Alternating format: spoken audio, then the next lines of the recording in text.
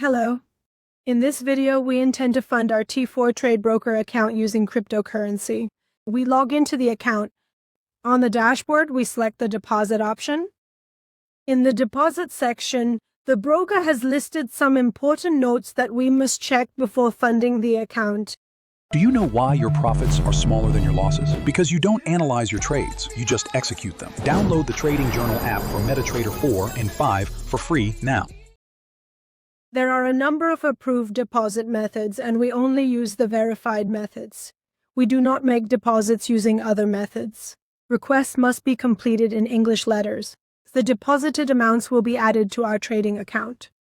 You can transfer funds between your own trading accounts.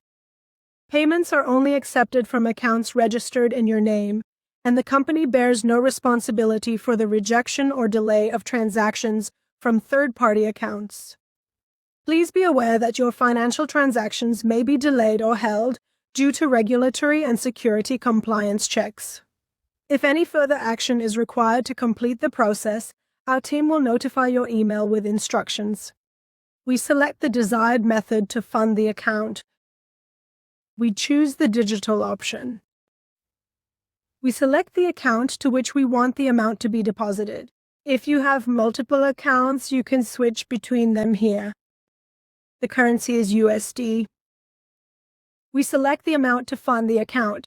The method we selected is USDT, and the network we want to use for the deposit is the TRC20 network. We select the options. We click the Submit button. To fund the account, we receive a message stating that you only have 15 minutes to make the crypto deposit to the provided wallet address. If the deposit is not made within this time frame, the transaction cannot be processed, and the wallet address will expire and become invalid.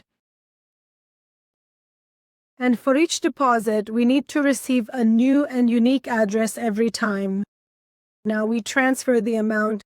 We can copy this address in your wallet, paste it in the Send section, or scan the QR code you see here using your wallet.